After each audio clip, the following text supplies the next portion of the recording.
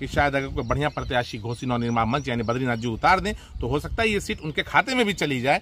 शक्ति सिंह का नाम आता है, एक जोशीले नेता, युवा नेता शक्ति सिंह, और खास करके स्थानीय है। तो ये जो लड़ाई है ये सरकार बनाने या बिगाड़ने की नहीं है, ये संबंधों की लड़ाई होती है। लेकिन सबके बाद भी इलेक्शन ये बड़ा महत्वपूर्ण हो जाता है, चूंकि ये सीट मुख्तार अंसारी की विरासत की सीट है। तो मुख्तार अंसारी का जो परिवार है उनको राजनीतिक फील्ड में यहाँ मऊ में लाने वाले भी राजपूत ही थे। समाजवादी पार्टी के मुख्यालय से ही हो सकता है उस युवा राजपूत का, स्थानीय युवा राजपूत का नाम उजागर कर दिया जाए। वहीं तैयब पालकी साहब हैं जो काफी भारी मतों से चुनाव लड़े थे, वो भी शहरी क्षेत्र नगर क्षेत्र मऊ से, नगर पालिका में 80,000 वोट उन्होंने प्राप्त किया था। आज हम बात करने वाले हैं मऊ सदर विधानसभा में होने वाले उपचुनाव पर, संभावित उपचुनाव पर, जहां अब्बास अंसारी जो मऊ सदर विधानसभा से विधायक थे, जिनको कोर्ट के द्वारा सजा हो जाने के बाद उनकी सदस्यता रद्द हो गई है, ऐसे में मऊ सदर विधानसभा में उपचुनाव होने की प्रबल संभावनाएं हैं। और ऐसे में जो तमाम राजनीतिक दल हैं, विशेष रूप से सत्ताधारी पार्टी भारतीय जनता पार्टी की बात करें अगर, और मुख्य विपक्षी दल समाजवादी पार्टी, इन दोनों दलों के द्वारा आखिर प्रत्याशी कौन होगा और मऊ सदर विधानसभा में अगर उपचुनाव होता है तो किस पर दांव लगाएंगी ये पार्टियां, इसको लेकर भी काफ़ी चर्चाएं देखने को मिल रही हैं।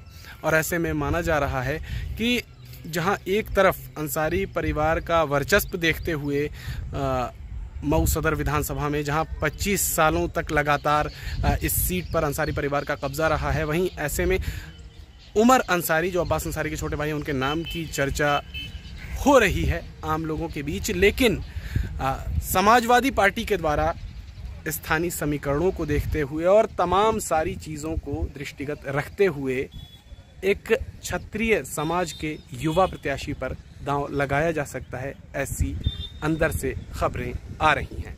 और इन तमाम चीज़ों पर बात करने के लिए आज हमारे साथ मौजूद हैं मऊ के जाने माने पत्रकार फहद काज़मी साहब, पर चर्चा करेंगे। इस तरह की चर्चा तो चल रही है इसलिए कि जब शक्ति सिंह का नाम आता है, एक जोशीले नेता, युवा नेता शक्ति सिंह, और खास करके स्थानीय है। तो ये जो लड़ाई है ये सरकार बनाने या बिगाड़ने की नहीं है, ये संबंधों की लड़ाई होती है। लेकिन सबके बाद भी इलेक्शन ये बड़ा महत्वपूर्ण हो जाता है, चूंकि ये सीट मुख्तार अंसारी की विरासत की सीट है। देखना ये कि कौन ऐसा है जो मुख्तार अंसारी की विरासत के बाद मऊ शहर की पहली पसंद हो रहा है। तो राजपूतों से भी संबंध मुख्तार अंसारी का बड़ा जबरदस्त था। रह गई बात इसकी, तो मुख्तार अंसारी का जो परिवार है उनको राजनीतिक फील्ड में यहाँ मऊ में लाने वाले भी राजपूत ही थे। और राजपूत ने जिसको चाहा उसको बनाया, जिसको चाहा उसको बिगाड़ा।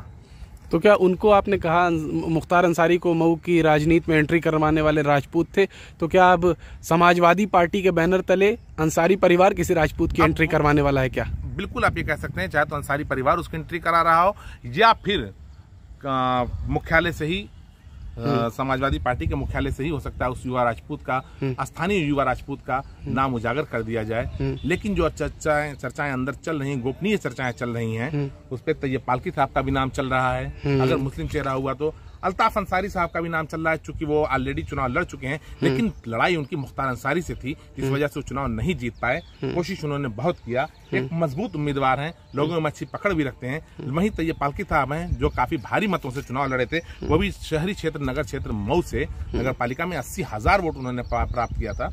तो सारी चीजों को आदमी देख रहा है, समाजवादी पार्टी देख रही है तैयब पालकी साहब को भी और अल्ताफ अंसारी साहब को भी। लेकिन जो संभावनाएं ज्यादा दिख रही हैं, चाहे तो तैयब पालकी को मिलेगा टिकट, और अगर युवा राजपूत पे दांव लगाया स्थानीय, तो आपको बता दें कि इसमें एक बड़ा नाम है जिसको एक्सपोज करने से पहले ये पार्टी कार्यालय से ही एक्सपोज हो तो ज्यादा बेहतर है। लेकिन युवा राजपूत पे समाजवादी पार्टी पूरा मूड बनाए हुए है। वहीं घोषी नवनिर्माण मंच यानी बद्रीनाथ जी भी कहीं से पीछे नहीं दिख रहे हैं, वो भी एकदम पूरी कमर कसे हुए हैं कि बाहरी भगाओ मऊ बचाओ जो उनका नारा था, और हिंदू मुस्लिम एकता की बात करते हैं, सेकुलर आदमी है। तो हो सकता है कि अब की चूंकि सरकार यहाँ से बनना है ना बिगड़ना है, ना विपक्ष कमजोर है ना विपक्ष मजबूत होना है, इसमें कुछ नहीं होना है, संबंधों का ये खेल है। हो सकता है कि शायद अगर कोई बढ़िया प्रत्याशी घोषी नवनिर्माण मंच यानी बद्रीनाथ जी उतार दें तो हो सकता है ये सीट उनके खाते में भी चली जाए। बाहरी भगाओ मऊ बचाओ जो उनका पहला नारा था।